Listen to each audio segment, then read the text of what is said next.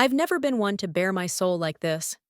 After decades of academic precision, of measuring words and cataloging emotions rather than expressing them, it feels almost transgressive to let these thoughts flow freely. But some stories demand to be told, even if only in the privacy of these pages. It was an unusually warm October afternoon when I first met Luke Carter. The conference hall at the Marriott had that peculiar quality of being simultaneously stuffy and over-air conditioned. I remember adjusting my blazer, scanning the program for the next presentation. Adaptive learning technologies, bridging educational divides, and feeling that particular academic fatigue that comes after 3 consecutive days of panels. I hadn't planned to attend this session. My specialty in cultural anthropology rarely intersected with educational technology, but my flight back to San Francisco wasn't until the next morning, and something about the title caught my interest. Or perhaps it was simply fate, though I've spent too many years analyzing cultural beliefs in destiny to comfortably embrace such a notion myself. When Luke took the stage, I noticed his youth immediately. In a room full of tweed and gray hair, his presence was refreshing, tall, with closely cropped blonde hair, and an energy that commanded attention without demanding it. He moved with a confidence that wasn't arrogance, a quality I'd found increasingly rare in academic circles. The problem, he began, isn't technology access, it's relevance. I remember shifting in my seat, expecting the typical Silicon Valley salvation narrative. Instead, what followed was one of the most thoughtfully nuanced presentations I'd heard in years. He spoke about technology as a tool that must be wielded with cultural sensitivity, not imposed as a universal solution. He cited research, my research in fact, on educational approaches in indigenous communities. During the Q&A, I raised my hand, introduced myself, and watched his eyes widen with recognition. "Professor Wells," he said, "your paper on adaptive learning frameworks was foundational to our approach." The room receded into background noise as we engaged in a brief but intense exchange of ideas.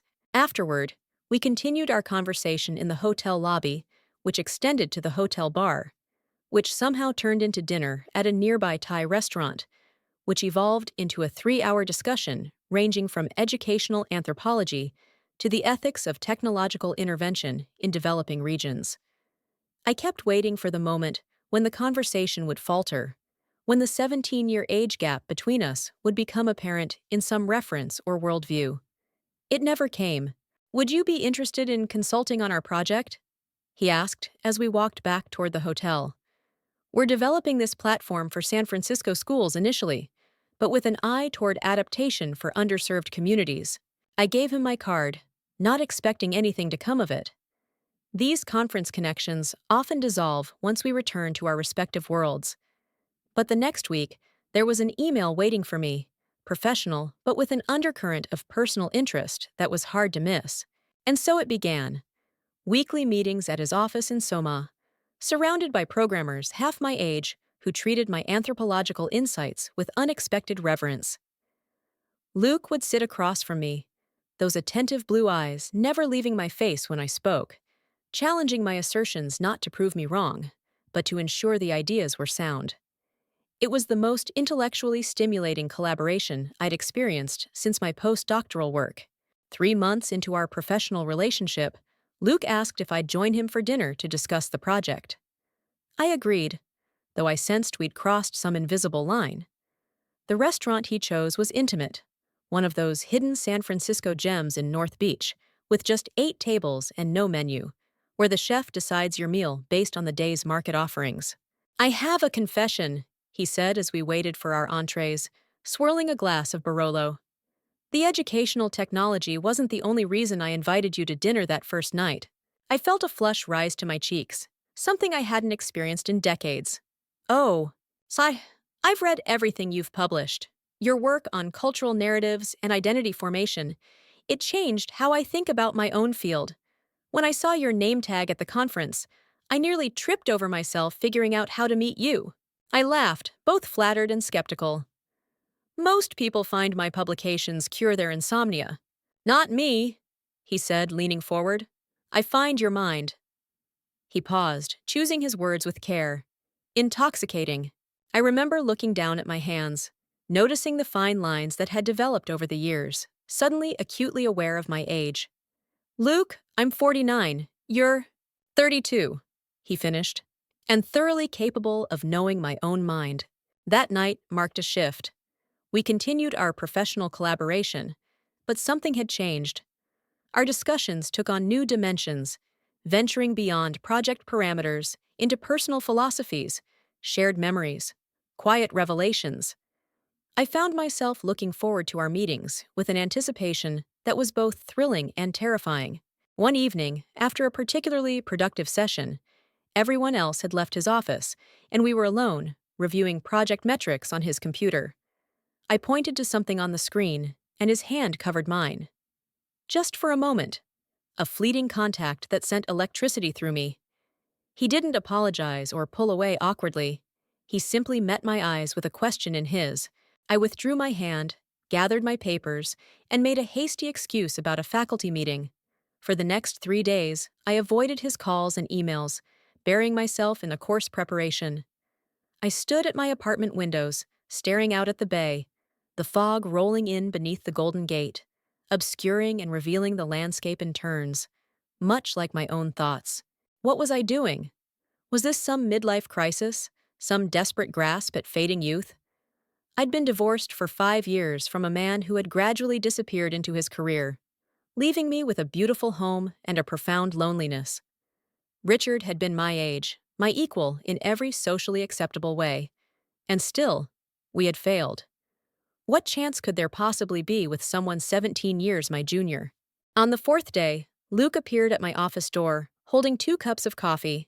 "You're avoiding me," he said simply, no accusation in his voice. I accepted the coffee and gestured for him to sit. "I'm being sensible. Is that what you call it?" A slight smile played at his lips. "I call it running." "Luke," I sighed, "what exactly do you think is happening here?" He set his coffee down and leaned forward. "I think 2 adults with extraordinary compatibility are dancing around something neither of them expected. And the age difference doesn't concern you? Does it concern you?" Of course it does," I said, louder than I'd intended. Lowering my voice, I continued, "You should be with someone who can—" I trailed off. "Who can what?" he pressed. "Give you a family, a future. Someone who won't be collecting Social Security when you're still in your prime." He laughed then, a genuine, warm sound that somehow both irritated and captivated me. "Monica, for someone who studies human cultural constructs, you're remarkably bound by them." That observation stayed with me, needling at my professional identity. I, who had spent decades analyzing how societal expectations shape individual choices, was allowing those very expectations to dictate mine. The following Saturday, I asked Luke to meet me at the Legion of Honor, where we wandered through the galleries, discussing everything except what lay unspoken between us. As we stood before Rodin's The Kiss, the irony wasn't lost on me. "Your turn for a confession," he said quietly, his eyes on the sculpture. I took a deep breath. "I'm terrified. Of what people will think." "No," I said, surprised to realize it was true. "Of what I feel. It's been a very long time since I felt anything this potent." After the museum, we walked along Land's End, the wind whipping my hair free from its careful arrangement. Luke reached over and tucked a strand behind my ear, his touch lingering on my cheek. I didn't pull away. Our first kiss came later that evening, on my balcony overlooking the bay. The fog had cleared, leaving the city lights glittering below us. It was gentle, questioning, but with an underlying heat that made me feel simultaneously young and perfectly my age, as though every year, every experience had been necessary to arrive at this precise moment. "Stay," I whispered against his lips, surprising myself. And he did. Morning light filtered through my floor-to-ceiling windows, illuminating Luke's face as he slept. I studied him, the fan of his eyelashes against his cheeks, the slight stubble along his jaw, the strong column of his throat. What was I doing? What were we doing? When he woke and caught me watching him, he didn't shy away from my scrutiny. "Good morning," he said, voice husky with sleep. Any regrets? I considered lying, taking the easy exit. Many concerns, I answered truthfully. But no regrets. What followed were months of discovery, of each other, of ourselves within this unexpected connection. Luke's apartment in the Mission became as familiar to me as my own home. He introduced me to his world of coding marathons and startup culture. I shared my passion for classical music, taking him to the symphony, watching his face as he experienced Mahler for the first time. We traveled together, first to a conference in Chicago, where we maintained a professional distance during the day and fell into each other's arms at night. Then to Mexico's Yucatan Peninsula, where I had conducted fieldwork decades earlier. Walking those familiar paths with Luke, seeing the ancient Mayan ruins through his curious eyes, I felt a strange collapsing of time, my past and present converging. It wasn't always smooth. There were reminders of our different life stages, parties with his friends, where references flew past me, dinners with my colleagues, where I could sense their unspoken judgments. The worst was running into my ex-husband Richard at a university fundraiser, his eyes moving from me to Luke with barely disguised derision. "Bit young, isn't he?" Richard murmured as we passed. Luke, ever perceptive, squeezed my hand and whispered, "He's just jealous he didn't appreciate what he had." There were nights I lay awake, Luke sleeping peacefully beside me, wondering if I was being selfish, if he would wake up one day and realize he wanted someone younger, someone with whom he could share those life milestones I had already passed. One evening, after a particularly difficult department meeting, where a colleague had made a pointed remark about robbing the cradle, I returned home to find Luke cooking in my kitchen, jazz playing softly in the background. "Rough day?" he asked, noting my expression. I set down my bag and leaned against the counter. "Do you ever think we're being naive? That this can't possibly work long term?" He turned down the heat under the pan and faced me. "Is that what you think?" "I think." I hesitated, searching for honesty. "I think I'm waiting for the other shoe to drop. For you to wake up and want someone your own age." Luke was quiet for a long moment, and my heart sank. Then he said, 6 months ago, my mother was diagnosed with early-onset Alzheimer's. The abrupt change of subject startled me. "Luke, I didn't know. I'm so sorry." I haven't told you because it's been hard to talk about. She's only 58. He leaned back against the opposite counter. "I've been watching my father care for her. Some days she doesn't recognize him. Some days she's angry, confused. Some days there's a flash of her old self." I waited, sensing there was more. "Do you know what my father told me when I asked how he copes?" Luke continued. He said, "Every love story ends in tragedy, son. Someone always leaves first. That doesn't mean you shouldn't have the story." He crossed the kitchen and took my hands in his. "I don't know what the future holds, Monica. Neither do you. But I do know I've never felt with anyone else what I feel with you. And I'm not willing to give that up for some hypothetical scenario that might never come to pass." That night changed something fundamental between us. We stopped tiptoeing around the future and began planning for it instead. Luke moved into my apartment gradually, first a toothbrush, then clothes. Finally, his collection of vintage cameras and his ridiculous espresso machine that took up half the counter. We developed rhythms and routines, morning yoga together before I left for early classes, evening walks along the Embarcadero, weekend brunches at the farmer's market. We argued about politics and art, challenged each other's assumptions, and grew in ways I hadn't anticipated. His technological perspective enhanced my anthropological research. My cultural insights improved his educational platforms. A year into our relationship, Luke's company was acquired by a major tech firm, bringing unexpected financial security and new pressures.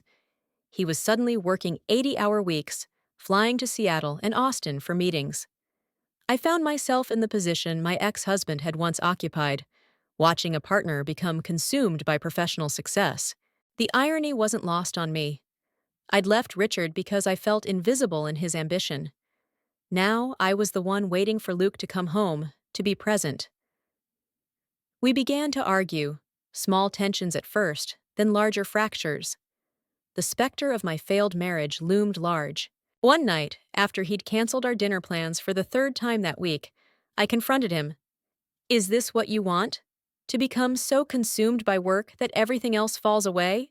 That's not fair, he countered. This acquisition is temporary chaos. I'm building something that matters. So was Richard, I said quietly.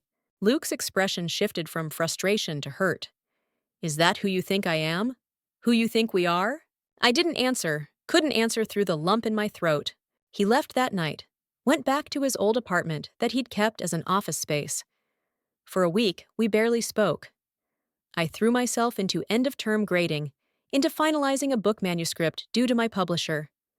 I told myself this was inevitable, that our differences had finally caught up to us. Then one afternoon, there was a knock at my office door. Luke stood there, looking exhausted but determined.